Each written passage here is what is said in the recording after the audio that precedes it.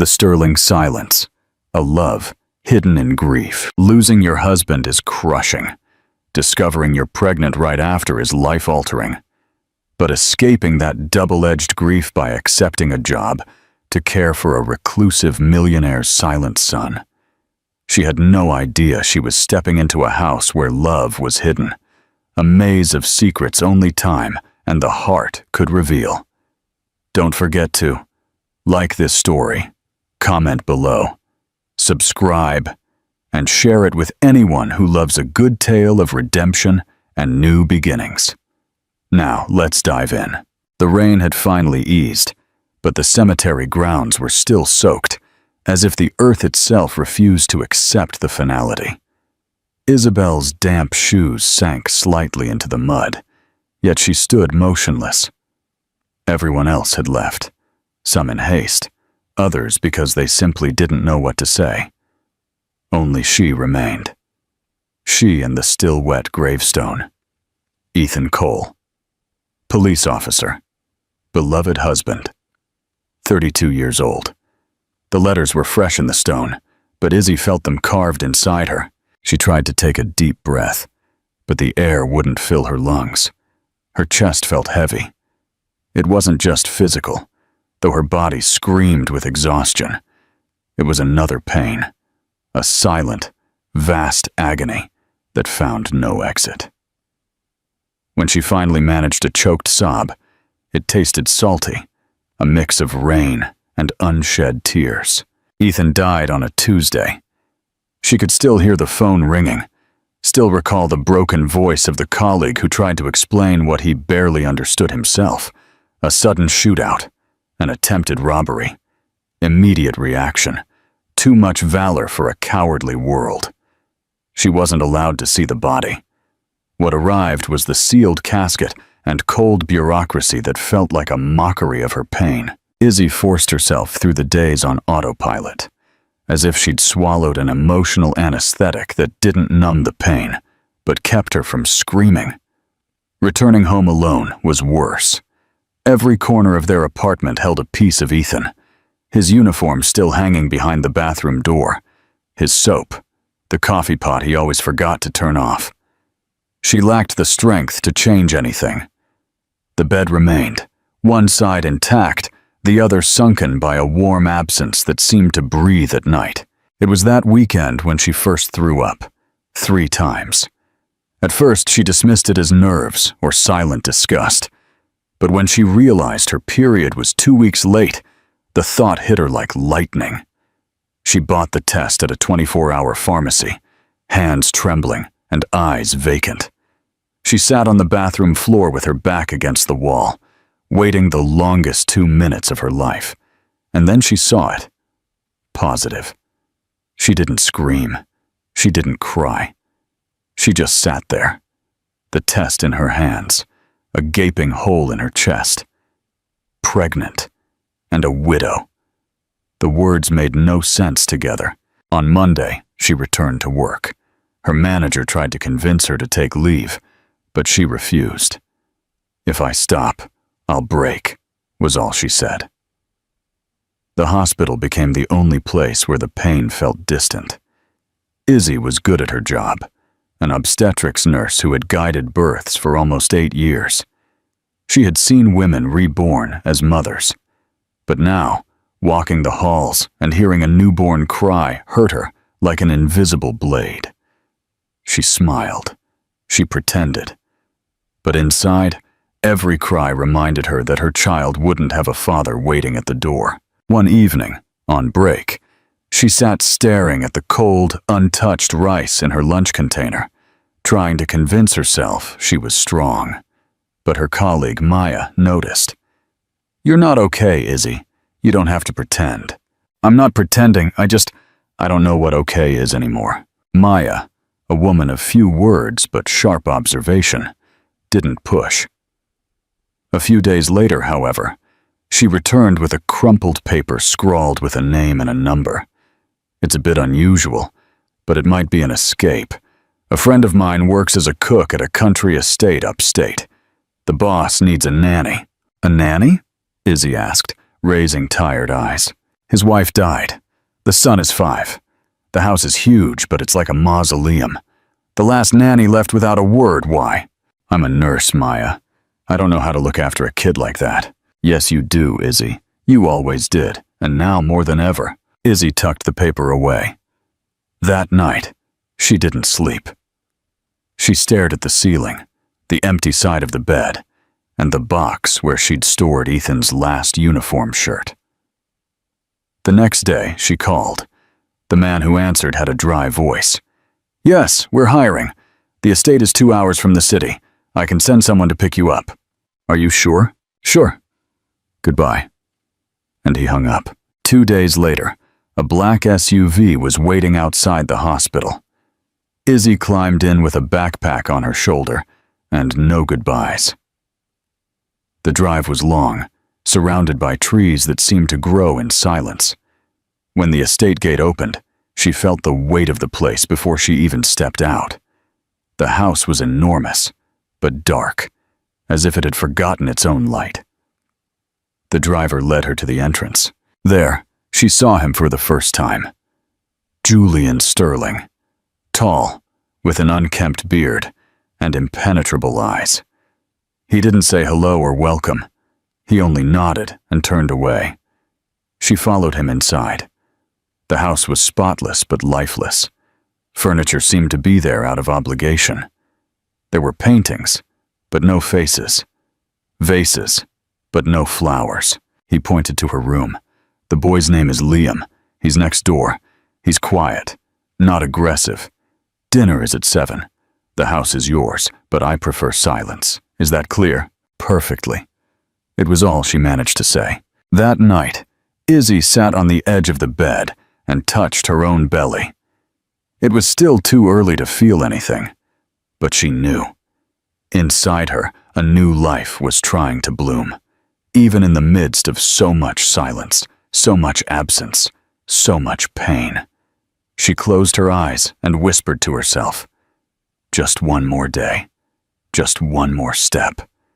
And for the first time in weeks, she slept. Not because the pain had passed, but because she was finally far enough away to attempt a new beginning. She woke to the sound of wood creaking on the floor above. It was still dark, maybe 6 a.m. A cold, gray thread of light filtered through the window.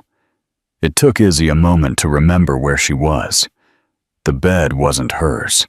The walls were thick, the antique furniture immobile, like sentinels guarding an untold history. Her hand went to her belly by instinct. The feeling of lightness was false. Inside, the world still weighed heavily. But she breathed. It was a new day. She went downstairs slowly, hearing hurried footsteps below. In the kitchen, she found the cook, a soft-spoken woman named Sophia, stirring something in an iron pot. "Good morning," Izzy said, hesitantly. Sophia turned with a weary smile. "Did you sleep well, dear?" "Enough." The answer was automatic. Enough was all she could promise for now. After a silent breakfast, Izzy went to the room next door. The door was ajar. Liam was sitting on the edge of the bed, hugging a stuffed dinosaur. His eyes were large and still, dark brown like Julian's, but without any spark. She entered softly, but he was already watching her. He said nothing. "Hi, Liam," she said, sitting on the floor to be at his level. "I'm Izzy, but you can call me whatever you like." The boy remained silent. She didn't push. For days, it was like that. Izzy spoke little. She drew pictures on the gallery table. She read children's books softly near the hallway, hoping he would listen. She baked cookies and left them out. She planted seeds in the garden and watered them, talking to them as if they were people. And slowly, very slowly, Liam began to stir. First, he appeared in the gallery. He sat far away, but he was there. Then, he touched the colored pencils on the table. The next week, he held out a drawing to her. A sun with eyes and a small figure below. "Is that you?" she asked. He nodded. "And this one?" "Next to you?" She pointed to a larger figure. Liam hesitated. Then he answered, in a thread of a voice. "Dad." Izzy didn't respond. She just smiled. It was the first word he had spoken since she arrived. Julian didn't comment. He only appeared at night, coming and going like a disciplined shadow. He managed the estate's administration, locked away in his study. He barely looked at Liam, not out of lack of love, but out of fear, as if he were afraid to touch something too fragile. Izzy noticed it. His absence weighed more than if he were truly far away. One night, Izzy found him in the library. He was facing away from her, staring at an endless bookshelf. "Liam drew you today." Julian turned slowly, his eyes guarded. "He said your name." There was a long pause. Julian took a deep breath. "Then it's a start. He just needs you to be present." "I don't know how to be." Izzy approached, unhurried. "He doesn't either. That's why you match. Two people who are trying, even if they don't know how." He looked at her for a moment longer, for the first time without looking away. "You always speak with such certainty." "I say out loud what I'm trying to believe inside." Julian looked away. "This house was dying. You brought life." Izzy shrugged, trying to hide a blush. "I just brought presence." That's what's always missing when grief arrives. The silence between them wasn't uncomfortable. It was a truce, a space where saying too much would hurt. In the days that followed, Izzy and Liam created small rituals. She prepared breakfast with him, let him choose the mug, and taught him how to fold the napkins. He started following her through the hallways, like someone seeking shade on a hot day. One morning, he appeared in her room with a paper in his hand. "It's for you, Aunt Izzy." It was a drawing. Izzy with a huge belly and a baby with blue hair. "Blue? Because she's going to be a magical girl," she laughed. "I think you're right." Julian watched from a distance, sometimes from the hallway, sometimes from the gallery. Izzy noticed and said nothing. Their conversations began to happen in lost moments, late at night in the kitchen, or in the reading room, where she looked for books for Liam. They talked about the weather, flowers, old movies, until one night, Izzy risked more. "You don't talk much about her." Julian had a glass of wine in his hand, his face in shadow. "Who?" "Your wife." He took a long time to answer. "Because speaking her brings her back, and when she comes back, it hurts more than when she left." Izzy didn't interrupt. He continued, like someone unearthing something buried. "She loved violets. She had a laugh that sounded like it would explode the world. She was light, too much light. I always thought the world wouldn't know how to hold her. And you?" "I didn't know how either." "That's not fair. Guilt never is." He finished the wine in one gulp. Izzy wanted to tell him he didn't have to blame himself, but she remained silent. Sometimes, silence accommodates pain better. That dawn, she woke up to a sound in the hallway. She got up and found Liam quietly crying, sitting outside his father's door. Izzy lifted him up. "Did you have a nightmare?" He nodded. "About Mommy. She went away again." Izzy held him close. "Do you want to sleep with me tonight?" He nodded without speaking. That night, they slept together, and Izzy understood she wasn't alone anymore. Neither was he. The days wove together, small folds of routine. Liam smiled again. Julian began appearing at the breakfast table. Izzy sang softly while she cooked. It was as if the house was relearning to breathe. One rainy afternoon, as Izzy read a book to Liam, Julian appeared in the living room. He stood for a while, listening. Then, he sat on the farthest armchair. Liam ran to him with a book in his hands. "Read to me, Dad." Julian hesitated. The book trembled slightly in his hands, but he read. His voice was husky. Izzy said nothing. She just closed her eyes for a moment and smiled. Because sometimes, it's in the silence that love whispers, and in the presence that it's built. The night everything changed began like so many others. Liam was asleep, in blue pajamas covered in rocket drawings, his dinosaur curled in his small arms. Izzy tucked him in gently, turned off the lamp, and stayed a moment longer at the door, watching the child's soft, steady breath.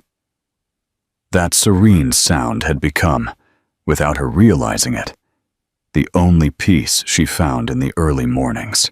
Leaving his room, she crossed the hall to the house's gallery.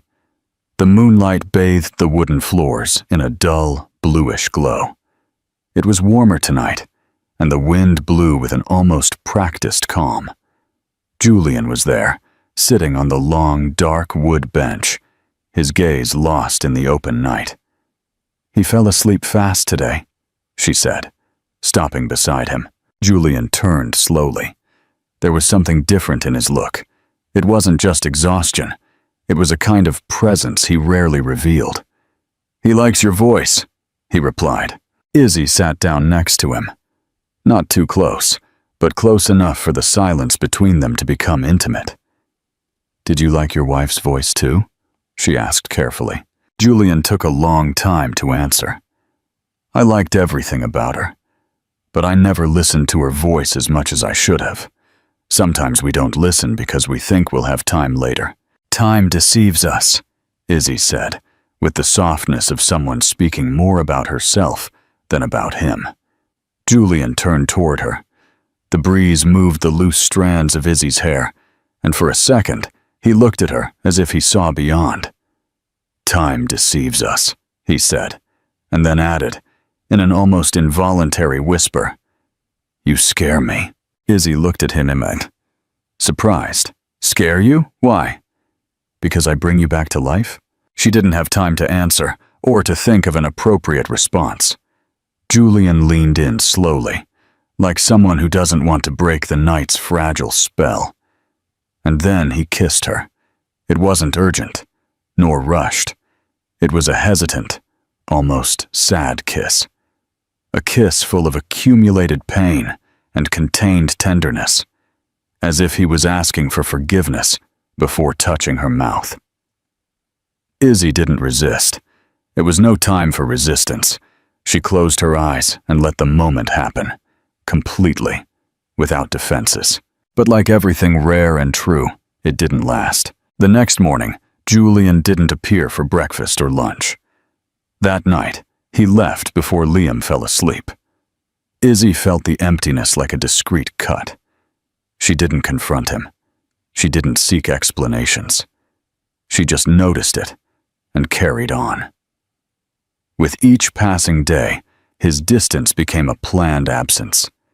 He avoided the places where she was, walked quickly past her in the hallway, and replied only with a dry gesture. Izzy didn't beg or complain. She was 8 months pregnant, her body tired, her feet swollen. But her soul was lucid. She knew it wasn't rejection. It was fear. And fear she knew well. The fear of loving again and losing again. The fear that joy was only an announcement of the next tragedy. But she was tired of running. One night, after putting Liam to bed, she found Julian in the backyard garden. He was watering the violets that had begun to bloom timidly. Izzy stopped by the low fence. "I never imagined you tending flowers." Julian didn't answer right away. He kept watering, as if searching for words that didn't yet exist. "They were her favorites," he murmured. "I know." The silence fell between them, different now. Not awkward, but charged with a truth about to emerge. Izzy moved a little closer. "Do you regret it? The kiss?" She nodded. He took his time answering. "No, I regret everything I felt after. That I liked it. That I missed her. That I was afraid." Izzy took a deep breath. "Julian, I didn't come here to be what she was, nor to occupy a place that doesn't belong to me. But I also won't apologize for being here, for feeling, for being me."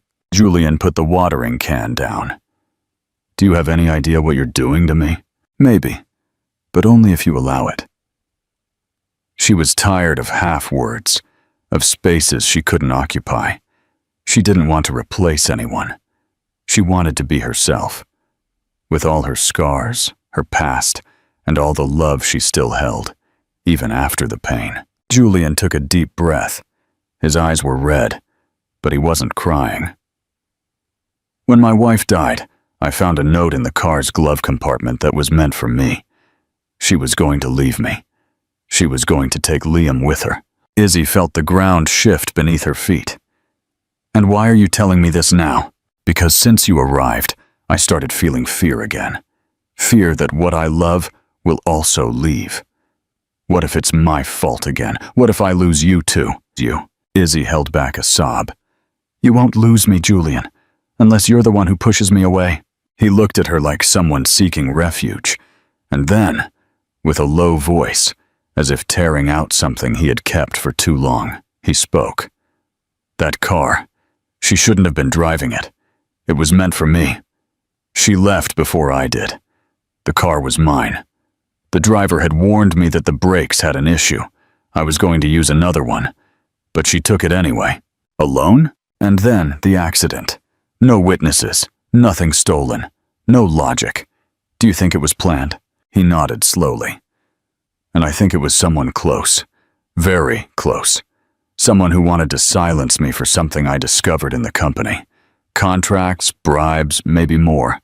But I could never prove anything. I only have a few things saved. Izzy swallowed hard. Can you show me? Julian hesitated, then nodded. He led her to the study, unlocked a drawer, and pulled out a worn folder with yellowed papers and a flash drive. No one else has seen this. Izzy took the papers. There were messages, dates, suspicious bank transfers, and phantom company invoices. It was more than she expected, more than she wanted to know. But she stood there beside him. Not because it was her duty, but because, in that instant, she understood something the documents didn't reveal. Julian didn't need to be saved. He needed someone who wouldn't run away when he took off his masks. I believe you, Julian, and I'm not going anywhere. Julian lowered his head, breathing heavily. This is dangerous. Life already is, but living hidden is much worse. The clock was approaching midnight. There were no declarations of love, no promises, only the mutual presence of two survivors and the silent choice to stay, even with fear. That night, after almost everything was said, Izzy struggled to sleep. The decision to stay didn't bring peace, but it brought solid ground. She felt a new weight in her thoughts, the kind of burden accepted not out of obligation, but out of humanity. The fear was real, and more than ever she felt vulnerable, her belly heavy, and her heart exposed. But there was truth there, and after so much pain, truth was what she needed most. The silence of the estate was thick, but Izzy felt an unsettling quality in the air, a premonition. It was past 2 a.m. when she left her room. In the hallway she heard nothing, only the deep, almost imperceptible vibration of the sleeping house. Liam was quiet. She headed toward the kitchen, but stopped. The study door was slightly ajar. A faint light flickered inside. Julian was always meticulous about the study door being locked at night. This was out of place. She approached with short, silent steps, guided by a primitive alert. And then she saw him. A hooded figure was inside the study, crouching in front of a drawer. The movements were quick, nervous. Papers were scattered on the floor. Julian's notebook was open, the screen reflecting numbers. Izzy froze in the hallway. Before she could decide whether to scream or run, the floorboard creaked beneath her feet. The figure stopped and turned toward her. Izzy didn't see the face, only the metallic gleam of a gun barrel. She tried to run, to turn away, but the sound came first. The muffled crack of the gunshot shattered the silence. She felt the impact in the left side of her abdomen. A strange heat, a pain that didn't scream, only paralyzed her. Her body slammed against the wall and then slid to the floor. Her breathing became shallow. The taste of blood rose in her mouth. Her vision began to waver. She heard running footsteps, the sound of a side door being forced open. The intruder escaped into the darkness carrying something. She couldn't tell what. Izzy tried to scream but couldn't. She only whispered the name that came first to mind. Liam. And then everything went dark. Julian woke instantly to the sound. A muffled bang. Something unnatural from downstairs. He leaped out of bed, heart racing. He grabbed the gun from the bedside table drawer and ran through the dark hallways. He found the study door wide open and papers strewn across the floor. But what he saw in the hallway paralyzed him. Isabel, fallen, her face pale, the floor already stained red. No, no, no, no. He ran to her. He knelt. Izzy, listen to me. She didn't respond, but she was still breathing. Weakly, almost imperceptibly. Julian pressed the wound with a trembling hand, while with the other he dialed emergency services. It was a gunshot. I need an ambulance. She's pregnant. She's pregnant. You have to come fast. The time between the call and the arrival of the medical team was a blur. Julian grabbed Liam, still groggy, and handed him to Sophia, the cook, who arrived terrified by the commotion. Stay with him. Don't tell him anything yet. Just watch him. I'll be back. The ambulance arrived. The wound was severe. The shot grazed the uterus, and her blood pressure was plummeting. She needs an urgent C-section. She's losing too much blood. Julian climbed into the ambulance with her, clutching her hand, as if that were enough to keep her from leaving. Stay with me. Stay, Izzy. You won't leave. You can't. But she no longer responded. The C-section lasted little more than 30 minutes. The baby's cry echoed in the room like a siren of hope. It was a girl, small, fragile, but alive. Isabel, however, did not open her eyes. The medical team stabilized her, controlled the hemorrhage, and intubated her. The diagnosis was clear. Medically induced coma. Severe trauma. Possible, yet uncertain, long-term effects. Julian saw it all from the observation room. His hands shook. His hardened face hid internal chaos. But his eyes told the whole story. He didn't cry. But there was a desperate containment in how he paced, how he pressed his fingers to his forehead, how he cursed softly, as if that could turn back time. She was fine. She was fine, he muttered. Just one more night. Just one more. The next day, Isabel was still unconscious. Julian spent the day at the hospital. Liam stayed with Maya, who had come from the city to help. The baby, temporarily named Amelia, a name Izzy had once whispered between talks about the future and hope, was in the incubator, healthy, strong. A miracle. The police were called. The crime scene was isolated. Julian returned to the estate with the investigators. He showed them the study, the papers that remained, but the folder containing the fraud documents had disappeared. The cameras? One of the agents asked. Julian went to the security center. The system was off. No recordings from 2 days prior. This was sabotage. Someone knew what to look for and where. The agents took fingerprints. Only one, besides Julian's and Isabel's, appeared on the hallway railing. It was partial, but clear. It was sent for analysis. Julian returned to the hospital that night. He sat next to Isabel, holding her hand, with the delicacy of someone holding something sacred. I should have protected you. His voice cracked. He closed his eyes tightly. I let someone get close again. And now, you're like this. He took a deep breath. The baby is fine. I saw her. She's so small. She has your hands. I think she's going to keep your name. You don't mind, do you? Silence. Izzy, you can't leave me when things are finally good.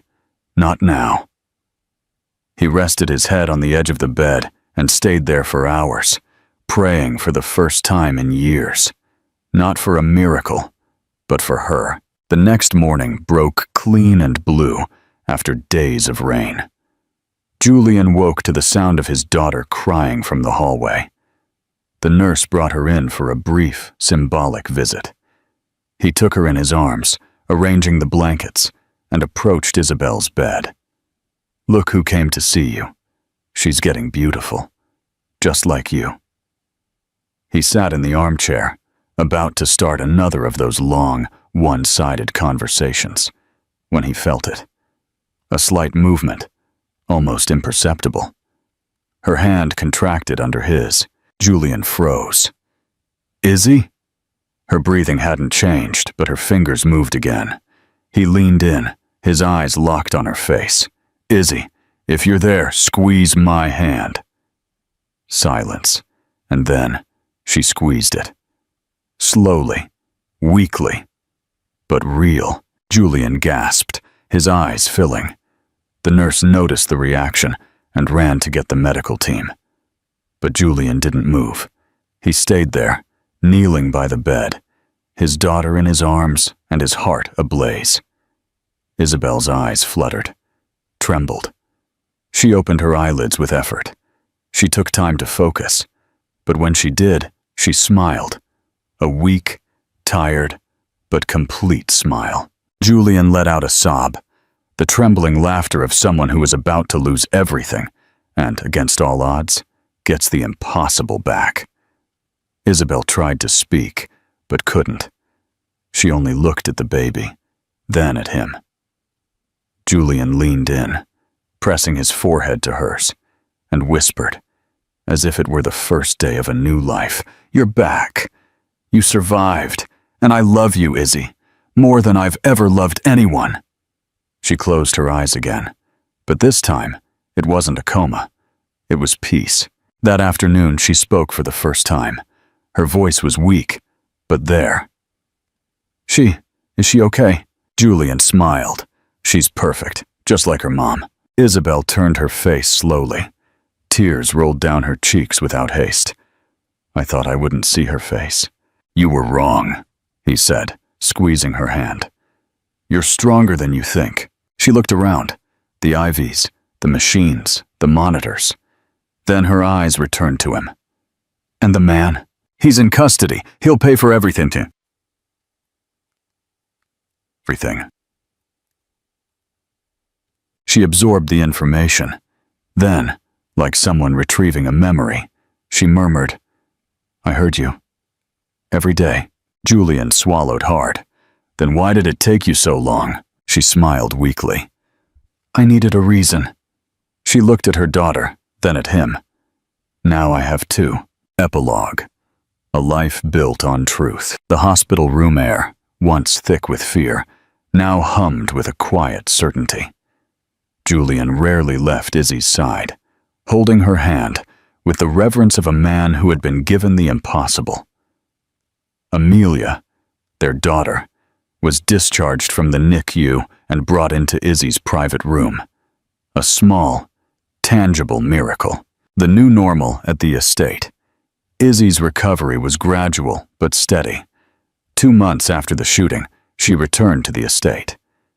The old house, once a silent mausoleum, was unrecognizable. Julian had thrown out all the dark, heavy furniture, letting the sunlight flood in. The walls were painted a soft cream, and Sophia, the cook, filled the house with the smell of freshly baked bread. Liam, now 6, was the bridge. He would sit by Izzy's bedside, gently placing Amelia's hand on Izzy's forehead, explaining in solemn detail how the magic baby was getting stronger. His laughter echoed through the hallways, a sound that Julian had not heard for years. The old fear was replaced by an aggressive, loving clarity. Julian worked remotely, turning his home office into the new headquarters for his realigned company. He fired all the executives who had been complicit in the corporate fraud and appointed a new team dedicated to transparency. His new empire was focused on ethical investing and small-scale, community-focused development, a complete reversal from his father's legacy. The proposal of substance. One crisp afternoon in late spring, Izzy was strong enough to sit in the garden, watching Liam and Amelia nap under the supervision of a watchful Julian. "I need to ask you something," Julian said, kneeling in the grass before her, not unlike when he first offered her the job. His hands were clean, no longer stained by the shadows of his past. Izzy smiled. "Are you going to fire me?" "I'm going to promote you," he corrected, his eyes alight. He didn't offer a ring. Instead, he handed her 2 documents. The first was the deed to the entire estate, signed over to Amelia, Liam, and Izzy. "It's a testament," he said. "The house will never be tied up in corporate drama again. It's yours. It's their safe place." The second was a small business license for the Midwife's Kitchen, Izzy's own venture. "You told me you were an OB nurse who loved to cook, but you never got the chance to open your own kitchen. This is a small space downtown. We can help single mothers get certified as birth assistants, and you can teach them how to run a kitchen on the side." "Julian," Izzy whispered, overwhelmed. "These are not rings." "No," he said, taking her hand. "The rings come when you are strong enough to walk down the aisle on your own. This is my promise of substance. My promise that I am building a future with you, not just for you.